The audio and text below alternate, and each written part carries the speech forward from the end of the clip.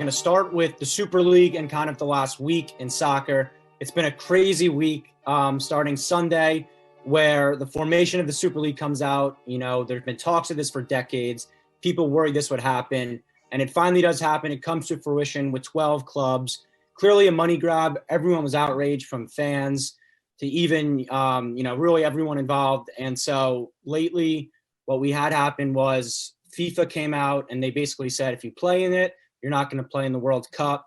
So it's kind of died the last few days. You had the 6 Premier League teams leave it. It looks like it's all but finished. Andrew, I want to start with you. What have been kind of your thoughts on the last week and everything that's gone on here? Yeah, fellas, make no mistake. This is what the Super League is. Essentially, is a way of killing European soccer. And some of these prestigious leagues, the Premier League, La Liga, Serie A. I mean, it's that the Bundesliga. That's what it's built for teams that, because of a pandemic and because apparently they think maybe, the money's not going to come back when everything's back to normal. We won't be selling out and merchandise. It's not going to go back to normal. We're just going to go ahead and make a Super League and try to destroy international soccer as we know it. I mean, think about what you said there, Ryan. Those teams were in danger of not only being banned from their league competition, but those players banned from international competitions like the World Cup. That's the domino effect this would have had. And you just can't be surprised why teams, after, needing a few more minutes, I guess, to look at their moral compass, finally coming to that understanding that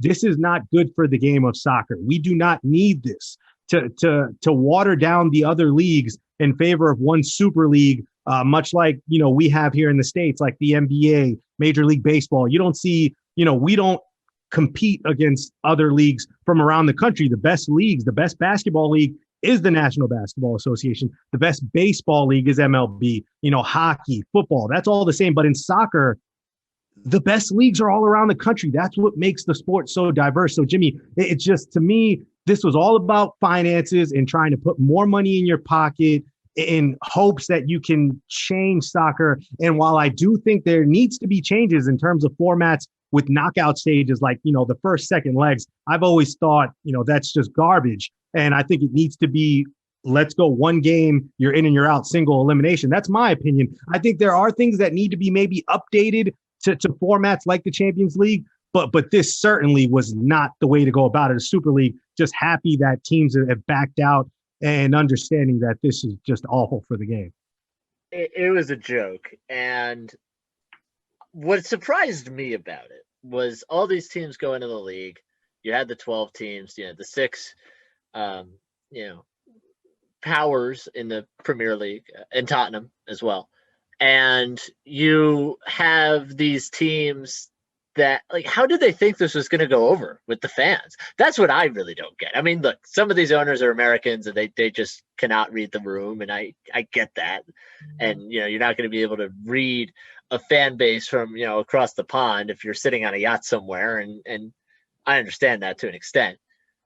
But this really is antithetical to, like, the entire point of soccer, especially in Europe. Because to me, the charm of something like the Premier League is that every once in a while, you'll have a team just pop out of nowhere, right? Leicester City wins the league 5 years ago, and partially because of the windfall they got from winning that and going to Champions League, they've been able to sustain some measure of success in the Premier League when they were a handful of points away from being relegated the year before. I am an Arsenal fan. We were having honest to God relegation discussions about Arsenal until about Christmas of last year. Yep. And then they beat Chelsea on Boxing Day. And now they're just going to settle for a really bad and embarrassing year, but not being relegated. But the charm of it is that there's no reason to lose. There's no reason to tank. It's not like what you have kind of in American sports where, there's NBA teams who tank. There's football teams who tank. You could argue there's baseball teams who tank.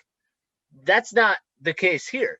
So to me, it was a joke. I will say I was heartened by the fan response because, Andrew, I know you're a Chelsea fan. You saw the reaction outside Stamford Bridge when they announced that Chelsea was pulling out. It was nuts.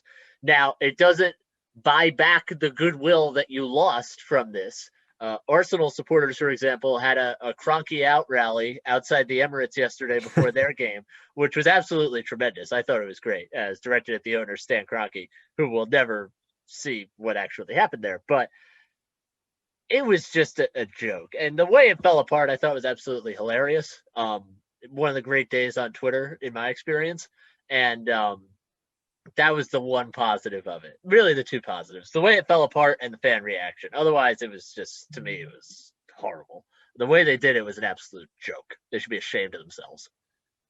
Yeah, the issue I have with it was the intention. The intention was not to better the sport. It was to make money. Like $425 million, I think, off the bat if you join it. So these owners who are already billionaires, they're already making, money we couldn't even imagine. They're willing to risk their sport, kill their fan base just to make more money. And I think that's what's sickening about it, because it really is the rich getting richer. I think there's been a popular thing. It's like created by the poor, taken by the rich, something along those lines. And I think that's what comes to play here.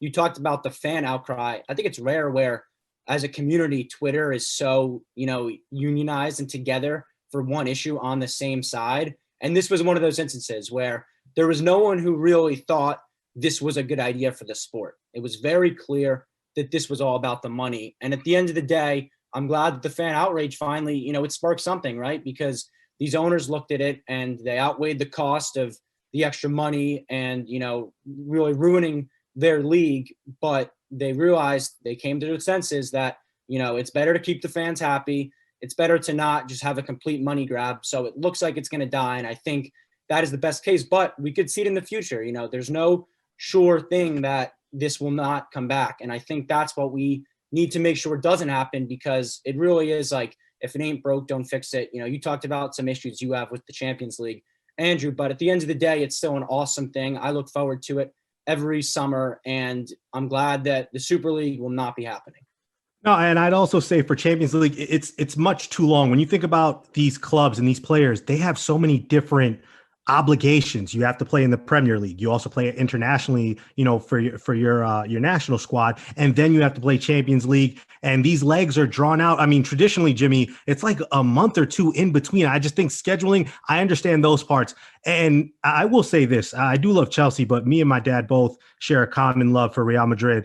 And I will say this: Florentino Perez, he should be disgraced. I mean, he should really be embarrassed. And early Saturday morning, he had came out, and I'd read that he said that, quote, the Super League, we must have done something wrong. You think, Florentino, what you did wrong was come up with this idea in the first place. And I think he went on to say that they'll take some weeks to reflect on their next steps. There are no next steps, Florentino. This is over. And he was talking about how if they don't do something, a lot of clubs will go bust. No, they won't. Once everything goes back to normal and there are fans in the stands and people have money to purchase merchandise and all of that great stuff that you owners and front office people want us to buy so you can get that extra money in your greedy pockets, you'll be just fine in the next 2 to 3 years, I imagine. So for Florentino Perez, for a team that I love, and Los Blancos, I mean, Florentino, for you get what Charlemagne the God would call a donkey of the day. That's you, my friend, because what you've done in trying to continue pushing this as really the lone team. I mean, Real Madrid fans that I know, they're embarrassed. And for someone like Florentino Perez, you're going to be just fine. The clubs you're talking about, Jimmy, the clubs that he's talking about, he doesn't care about them. Bilbao, all those other teams. You think Florentino Perez really cares about them? His bottom line is Real Madrid's bottom line. And I just, I'm shocked, I'm disheartened, and I'm just happy that the fans and everyone reacted accordingly, and teams have decided, hey, this isn't the way to go. We can fix things internally in terms of competition, but certainly happy that the Super League looks like it's going to be gone before it even started. Well, you were talking about the disgrace that Florentino Perez should face. I mean, Ed Woodward was the CEO or chairman, I think, of Manchester United. He had to step down because, according to multiple reports, he got confronted in the locker room by Harry Maguire and I want to say James Milner, who were so against the league. And you had Liverpool's players come out against the league. And oh, my goodness, just it's so terrible. It's so disastrous. And the thing is, like, it's such a loss for everyone involved because all of these owners just earned a free side of ill will. Yeah. Now, I don't understand what you get out of that. You didn't make the money, you didn't follow through with it, and now everybody hates you.